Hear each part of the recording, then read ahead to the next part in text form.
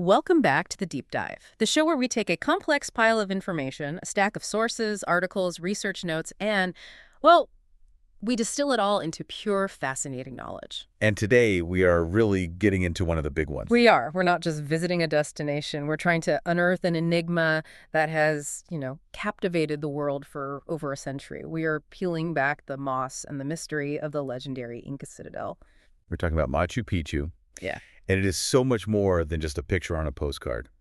It's this iconic symbol of ingenuity, isolation, and a mystery that just keeps going. It was even designated one of the new seven wonders of the world back in 2007. Right. But more than that, it's a masterpiece of urban planning and engineering Yeah. that was, and this is the key part, it was literally built upon the most challenging, volatile terrain you can imagine. Okay, let's unpack this. For you, the listener, we've gathered a fantastic stack of sources today. We're trying to move beyond the standard tourist brochure. We're looking at 16th century ethno-historical documents, Hiram Bingham's own kind of contradictory field notes.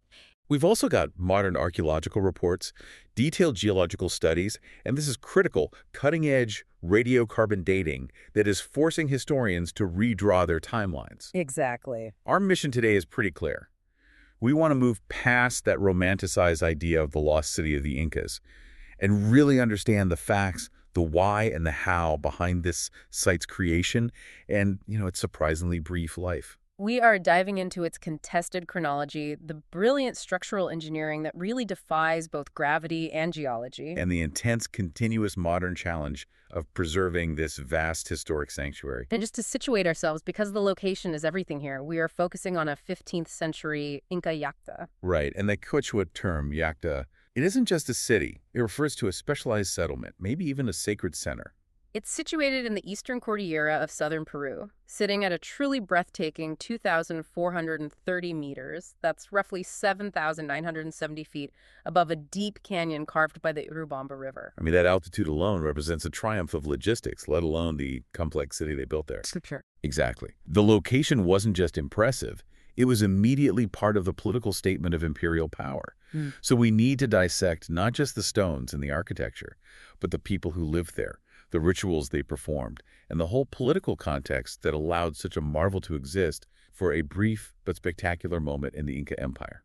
So let's start where any good historical analysis begins, the beginning. Traditionally, when we talk about Machu Picchu's origin, we tie it directly to this massive expansionist phase of the Inca Empire under one key figure, the ninth Sapa Inca, Pachacuti Inca Yupanqui. That's the consensus, yeah. It's derived from the documentary evidence, the early Spanish historical reconstructions.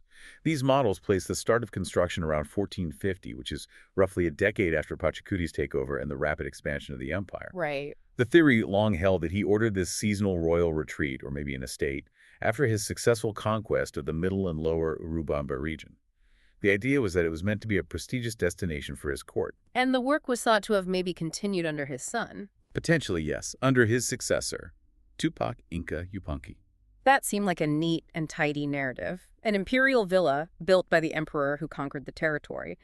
But here's where it gets really, really interesting, because that traditional consensus tends to get refined, if not entirely overthrown, by modern technology. Precisely. The documentary model gave us a fixed starting point, but it was based on oral traditions that were recorded after the conquest. So not exactly first-hand accounts? Not at all, but a landmark 2021 study, led by researchers including Richard Berger at Yale, provided a significant source-based refinement using hard science. They analyzed 26 highly sensitive AMS, that's accelerator mass spectrometry radiocarbon measurements, from human remains recovered during the early 20th century excavations. And the specific date nugget they pulled out shifted the timeline back, right? A lot. So if the traditional timeline places Pachacuti's big expansion around 1450, how significant is a 1420 start date? Does that fundamentally change who we think founded the site? It's a huge shift, and it directly challenges that historical narrative. This modern dating suggests that Machu Picchu was occupied earlier than historians previously assumed. It places the initial period of use roughly between circa 1420 and 1530. So that pushes the initial occupation back at least 2 decades. At least. Potentially even 3, before the traditional models place Pachacuti's rise to power and the conquest of the Urubamba region. So, what does this new timeline actually mean for the empire? Does it suggest a pre-Pachacuti builder, or does it force us to redate the conquest itself? Well, it forces a reassessment of Inca expansion dynamics. That 1420 date is a major challenge. It suggests two possibilities.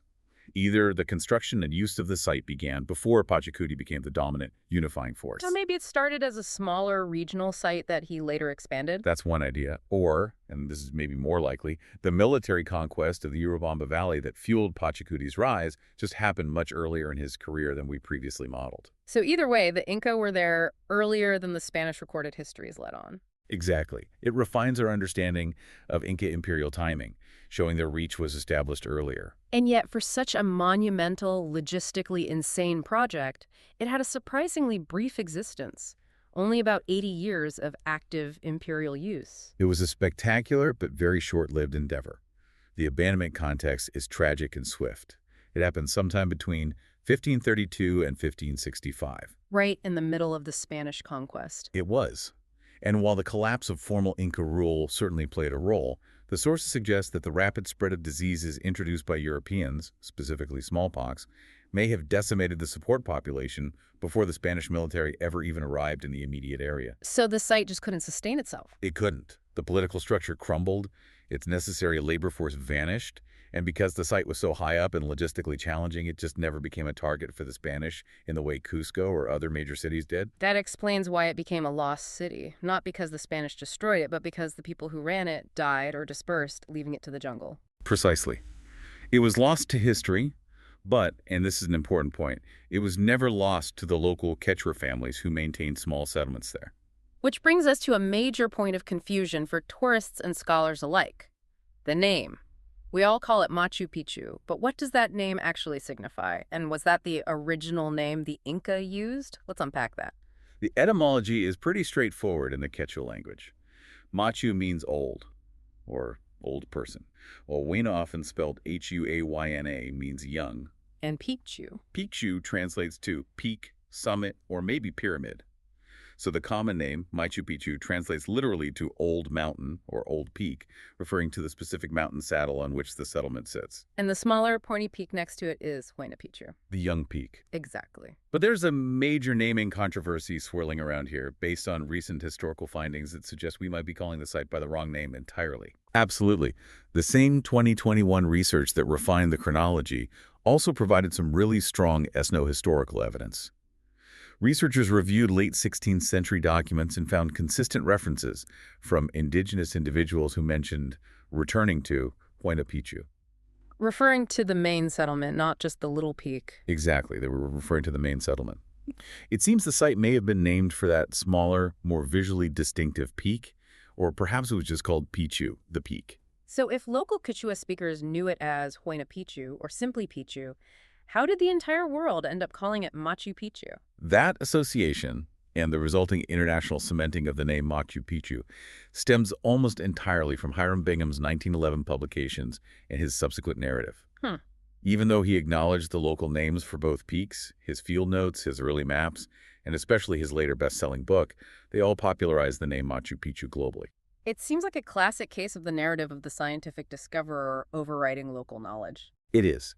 Bingham was looking for a completely different place, the long-lost capital of Vitkos. By focusing his documentation and all the publicity on the Machu Picchu location, he basically solidified that name for the whole world. It's a reminder that geography and language, even in a lost city, are often shaped by who gets to tell the story. The brief 80-year existence of the city is made even more miraculous by the complexity of the how. I mean, it's a feat of civil engineering that just beggars belief. We're talking about building this complex, monumental city on a narrow saddle between two peaks, floating 450 meters, that's nearly 1,500 feet above the river canyon. This location is not only remote, it's geologically terrifying. It is a geological marvel made possible only by incredible human ingenuity. Shifting focus now to the construction, we have to talk about the classical Inca dry masonry. This is the hallmark of the site and really the key to its survival against the elements. We often hear that the stones fit together so tightly you can't slide a piece of paper between them, and there's no mortar. For a non-engineer like me, that sounds like a liability. Why is that lack of mortar the key to stability in an earthquake zone? Well, it's this ingenious inversion of stability. That precision The shaping and fitting of massive granite blocks quarried directly on site is called ashlar masonry. Because the blocks interlock so perfectly, they distribute weight and force evenly, making them stable under normal conditions. Okay. But crucially, the lack of mortar allows the stones a minuscule degree of movement, a kind of flexibility during seismic activity. Instead of cracking or shattering, the walls can essentially dance slightly during a tremor, transferring the force effectively and then settling right back into place. And the structural resilience was not accidental because the geological context here is just fascinating. Not accidental at all. And what's so fascinating is the finding that Machu Picchu was built intentionally over two major earthquake fault lines. Wait. They built it on a fault line, not around one. That seems like the definition of an unstable foundation for a large city. It seems completely counterintuitive. But that's the brilliant inversion. Geologists suggest this location was intentional because the fault lines caused the bedrock to be highly fractured. Ah, so the rock was already broken up for them. Exactly. This meant that the massive amounts of granite required for the construction were already broken up into manageable pieces, easily available for quarrying and shaping. They didn't have to carve perfect blocks out of solid, stable rock. The earth had done the initial work for them. One researcher even called it an empire of fractured rocks, highlighting how the Inca exploited geological weakness for material gain. So they turned a geological weakness into a logistical strength. They chose the location because the fractured rock made the material easier to access, and then they engineered the masonry to withstand the inevitable earthquakes that the fracturing suggested. That's an incredible level of adaptive genius. It's astounding. What specific design features did they use to stabilize these structures? They engineered inflexibility through shape. For instance, if you look at the architecture, the doors and windows are trapezoidal. Meaning they narrow from the bottom to the top. Right. And that shape, narrowing upward, is inherently much more resistant to the lateral and shear forces generated during an earthquake than a standard perpendicular rectangle. It's brilliant. It turns the architecture itself into a safety valve. What other details did they include to keep the whole city from shaking apart? They also used rounded corners, which prevent stress points from concentrating force. And in the most critical structures, they used L-shaped blocks to tie outside corners together, essentially interlocking the entire structure like a giant stone puzzle. Wow. On top of that, you'll notice that walls are often offset slightly row to row, rather than being perfectly vertical. This subtle feature allows for minute movement, minimizing the chance of catastrophic collapse during a large tremor. It's passive seismic engineering, hundreds of years ahead of its time. That addresses the lateral forces of earthquakes, but what about the vertical forces of water? The area gets massive amounts of rainfall, over 1,800 millimeters or 71 inches per year. That much water on such steep slopes should have caused the city to slide right off the mountain long ago. How did they handle the deluge? The hydraulic engineering is, you could argue, even more critical than the seismic stability for the sheer longevity of the site. They prevented catastrophic erosion and mudslides through the extensive use of terraces, which are known as endines. Right. And these are not just agricultural plots or, aesthetic steps. They are crucial works of geotechnical stabilization. So they served a dual purpose, farming and slope stabilization. Exactly. The hundreds of terraces across the steep slopes prevent erosion and secure the foundation of the entire settlement. Detailed excavations, particularly those led by Kenneth Wright, revealed the sheer sophistication of their construction. It goes far beyond just simple piles of dirt. Each terrace utilized a meticulous layered drainage system designed to channel water away instantly. Okay, let's break down those layers. What was the recipe for a perfect Inca terrace? Okay, so you start at the bottom with a layer of large scones. This provides bulk and rapid drainage. Then you have a layer of loose gravel, and then a mix of sand and gravel, which acts as a filter. And on top of that? On top of that, you have the rich topsoil at the surface. This layered permeability is the key. It ensures water drains rapidly down and away, rather than saturating the soil and creating the conditions for devastating mudslides and slope failure. It was essentially a self-draining mountain filter. So even a monsoon wouldn't turn the site into a mudslide? Pretty much. And that's the definition of sustainable engineering.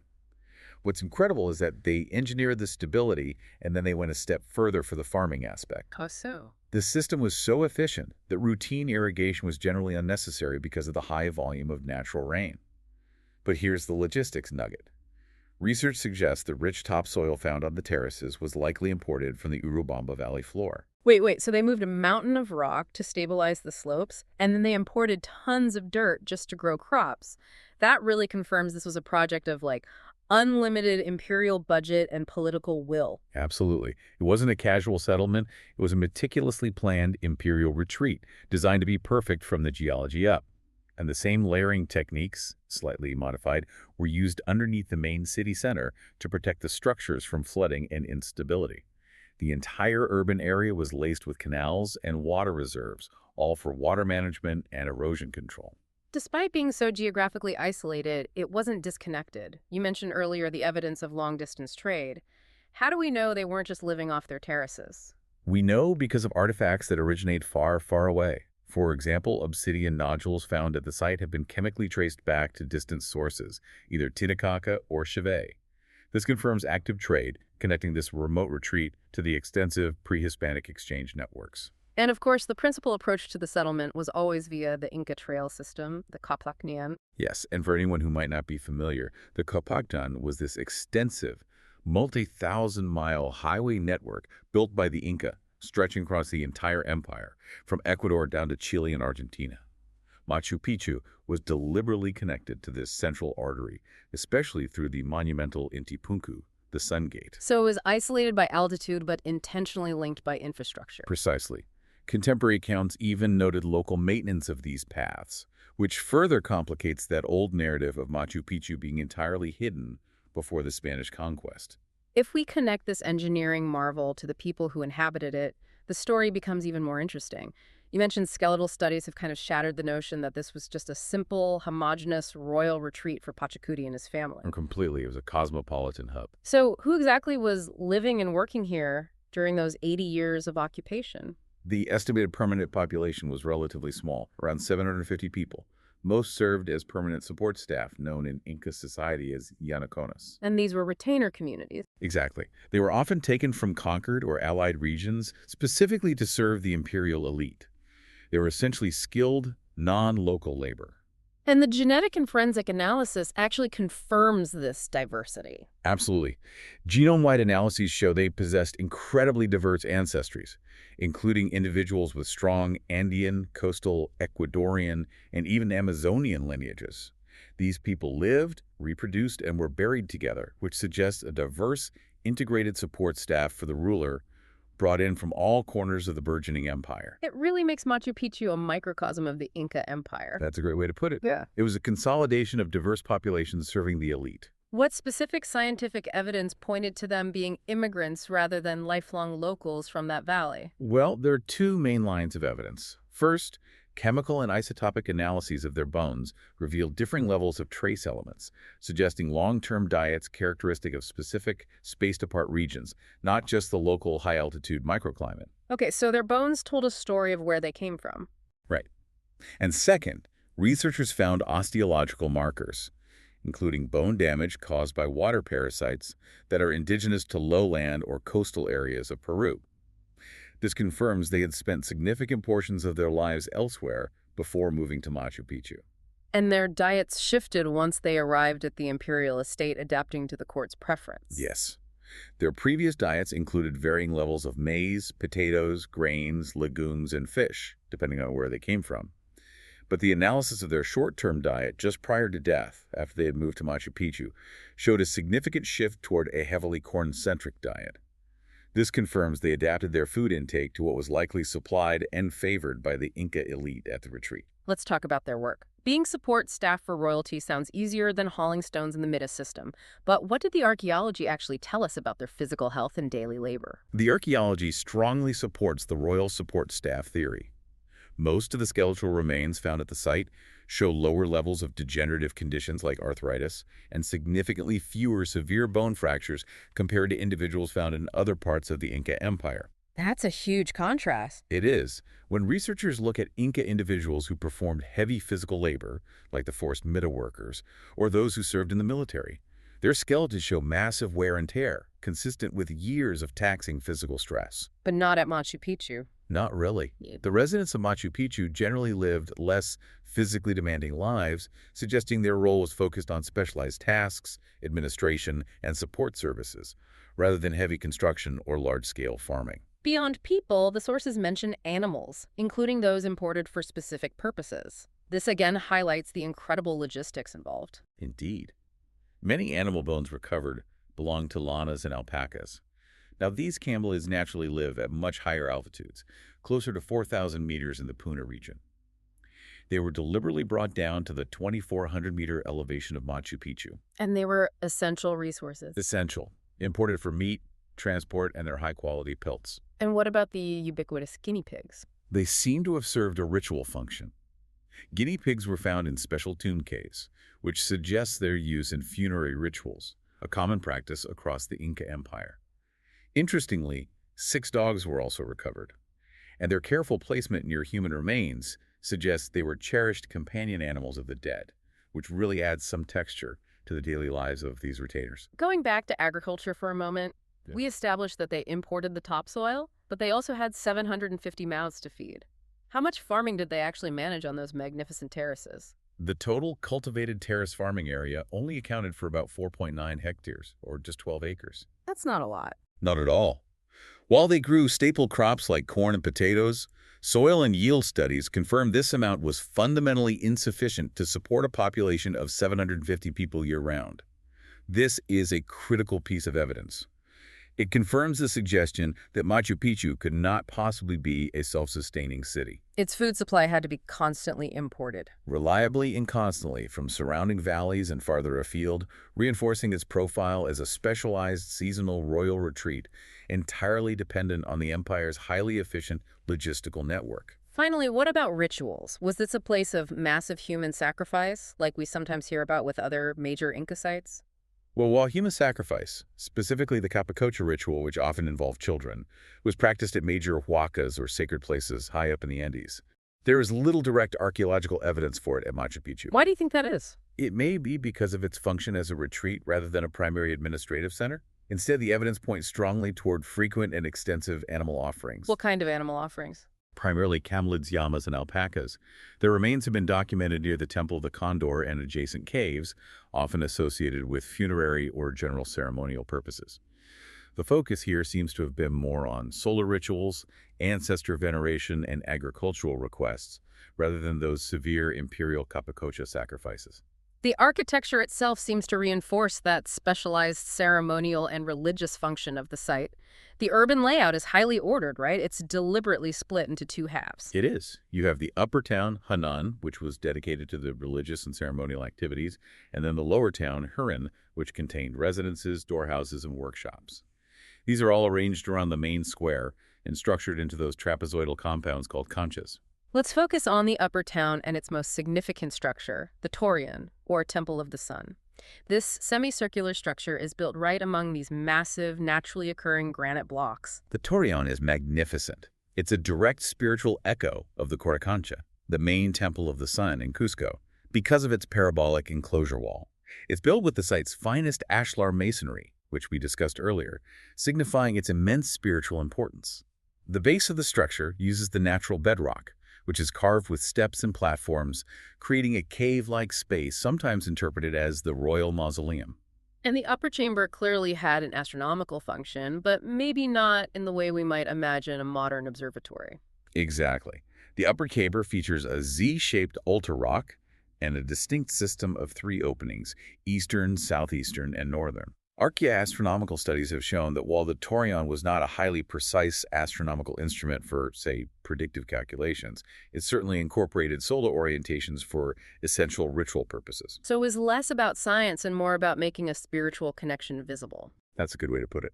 It allows characteristic sunlight patterns to fall across the altar rock at key times of the year and provides limited framed views of important star groups, like the Pleiades. And the spiritual connection to the surrounding landscape, the sacred mountains, or apis, is vital. A specific trapezoidal opening in the Torion, sometimes called the Serpent's Door, leads onto a small platform that overlooks a series of pools and provides a clear, framed view of Huayna Picchu, It integrates the celestial with the terrestrial. tying the structure to the peaks that were revered as ancestral deities, yes. Speaking of celestial connection, let's move to one of the most famous sites, the Intihuatana Stone, the place where the sun is tied. This is one of the features that always captures the imagination, but what was its actual function? The Intihuatana is a uniquely carved ritual stone situated on its own terrace hill within the Hanan sector, a prominence that places it symbolically closer to the heavens. While its exact function is still debated, it definitely plays a significant role in solar alignment. I recall a very specific and surprising detail about its alignment and shadows. Yes, this is a brilliant piece of engineering observation based on the site's latitude, which is 13 degrees south of the equator. Because of this location, at midday on two specific dates, November 11 and January 30, the sun is situated almost exactly above the pillar. Causing it to cast no shadow. Exactly. It casts no shadow. And that alignment would have been incredibly important for ceremonial observations, marking specific calendrical points. It allowed them to fix the time of the sun's passage through the zenith. It did. But it's crucial to note that scholars generally reject the popular idea that it was a simple solar calendar nomen for basic daily timekeeping.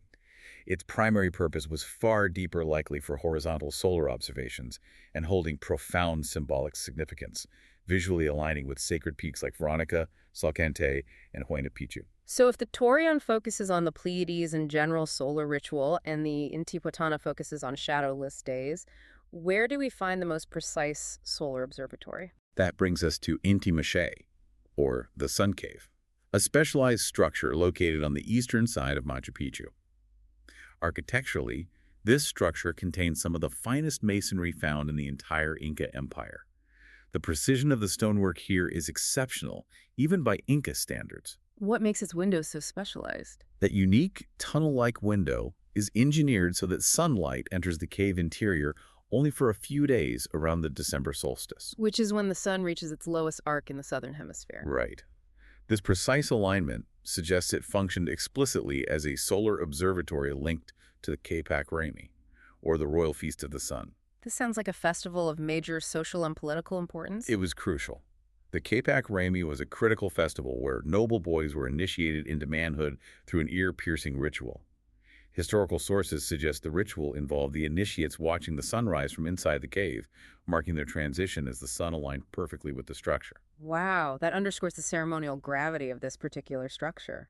And the political elite who inhabited Machu Picchu seasonally. Before we leave the sacred plaza, let's quickly touch on the Temple of the Three Windows. It sounds deceptively simple, but it's architecturally complex. It stands prominently on the sacred plaza and features this magnificent trapezoidal wall made of large, finely worked white granite blocks. It's defined by three oversized trapezoidal openings, flanked by two smaller niches. Evidence suggests it was originally roofed by a three-wall timber truss system designed to let occupants observe both sunrise and sunset. And this building actually holds a piece of modern, if controversial, history that connects directly to the rediscovery narrative. It does. It's notable because this is precisely where the Peruvian explorer Agustin Lizarraga left his charcoal inscription in 1902, years before Bingham arrived. That graffiti, Lizarraga in 1902, was clearly visible when Bingham first photographed the site. It's a physical testament to the local knowledge and prior visitation that Bingham later minimized in his popular accounts. The history of Machu Picchu's introduction to the global stage is often simplified into Hiram Bingham discovered the lost city in 1911. But as we've established, the sources tell a much messier, more complex story, especially when it comes to who deserves credit. Right, and it forces us to ask, what defines discovery? Bingham, who was a Yale lecturer but not a trained archaeologist, arrived in 1911 searching for a completely different place, the lost Neo-Inca capital of Vicos. Which was later correctly identified elsewhere. Correct. He was led to Machu Picchu not by academic deduction, but by local indigenous knowledge. He was searching along the Urubamba River, armed with some general historical references. What specific guidance did he receive? Well, at a place called Mandorpampa, he asked Melchor Arteaga, a local farmer, who said he knew of excellent ruins atop Huayna Picchu.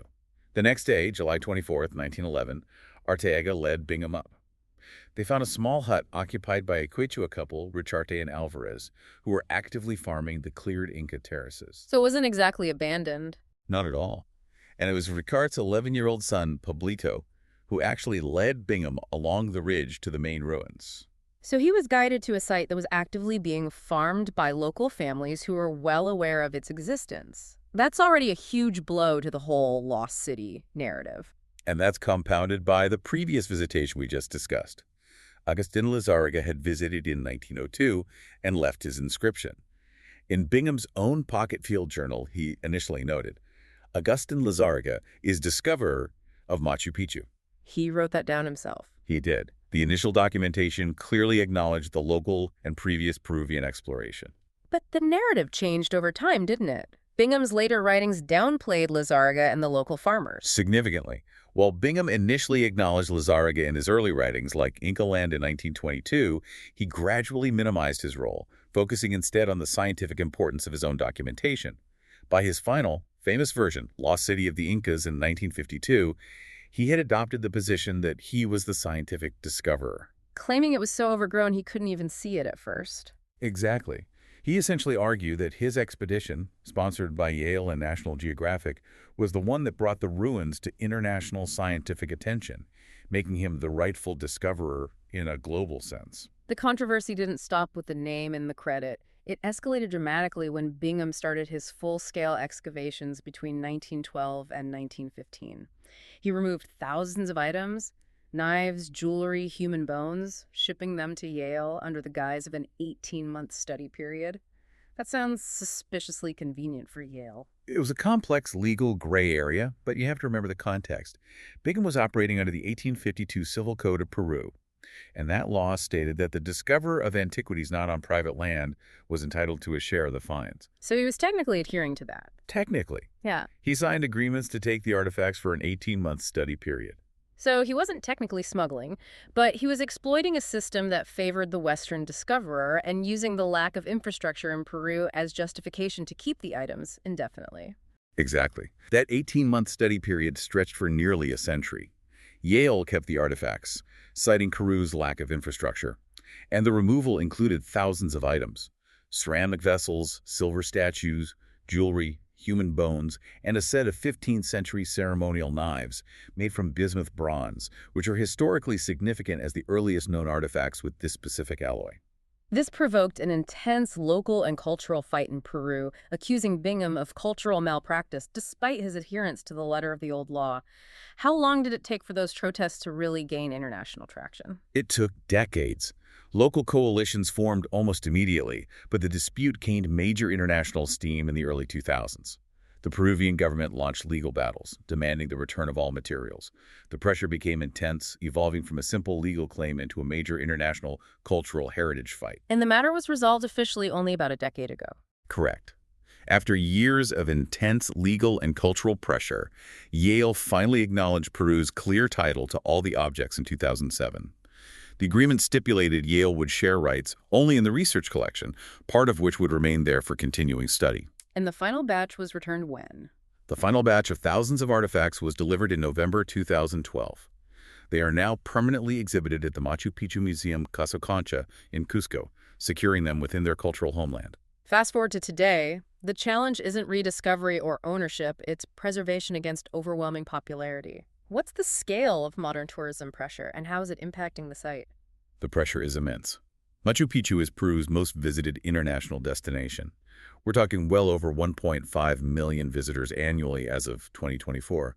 This scale exposes the site to severe economic and commercial pressures, forcing incredibly difficult decisions about visitor management. I know UNESCO has voiced concerns about overcrowding, specifically citing potential erosion and damage to the stonework from just the sheer volume of foot traffic. What have authorities done to manage that flow? Stricter entrance regulations began in 2011, originally limiting daily visitors to 2,500. But the economic reality often outweighs conservation concerns. Due to substantial lobbying, that limit was significantly increased in 2024 to 4,500 daily, with up to 4,600 permitted during peak seasons. And that's despite UNESCO's concerns. Yes, despite previous concerns from UNESCO that considered including the site on its list of World Heritage in danger. It's a continuous balancing act between preservation and economic necessity. And the sources mention significant conflicts over infrastructure projects near the site, often related to accommodating that huge influx of people. Yes, there have been numerous controversies. In the late 1990s and again more recently, controversial plans for cable cars, bridges, and luxury hotels have faced widespread protests. Critics argued the government failed to conduct proper environmental impact surveys, threatening the fragile ecosystem. And that opposition was strong enough to create a no-fly zone. It was. A no-fly zone currently exists above the area to protect the site from aerial disruption and commercial flights. For travelers, accessing the site is complex. What are the main physical routes? There are three primary ways. First, the majority take the scenic train from Cusco or Ollantaytambo to Aguas Calientes, the town below the ruins, and then take a regulated bus up the mountain. Then there's the Inca Trail. Right. The highly regulated, multi-day Inca Trail system. Right. That spans about 42.5 kilometers and requires limited permits and advanced booking because of the high environmental impact of the trekking route. And the third, more unconventional route. That's the hydroelectric route. It involves traveling by road closer to the hydroelectric station and then walking or taking a short train to Aguas Calientes. It's more affordable but carries higher risks during the rainy season. And notably, the Peruvian government is pursuing infrastructure improvements. There's a paved highway under construction, planned for completion in 2025. Which will make access easier, but probably increase traffic. That's the fear among conservationists, yes. Finally, we should note the site's designation as a sanctuary because it involves more than just the stones. The whole ecosystem is protected. Absolutely. In 1981, Peru declared a vast area of 325 square kilometers around Machu Picchu a historic sanctuary. This protects not just the architecture, but also the vast biodiversity of the Peruvian Yungas and Central Andean wet Puna ecoregions. The sanctuary is home to over 550 tree species, as well as fauna like the Andean condor, the puma, and the spectacled bear. It's a conservation area of global importance. So what does this deep dive truly reveal about Machu Picchu? The deepest insight is that it was far from an isolated lost city stumbled upon by a foreigner. It was a strategically chosen, geologically informed, short-lived royal estate. It dates slightly earlier than we previously thought, and was populated by a highly diverse cosmopolitan retainer class brought in from across the Inca Empire. And its original identity, possibly Huayna Picchu, was unfortunately overwritten by the narrative of its modern rediscovery. But its true genius lies in its construction. It's a remarkable story of human mastery over nature.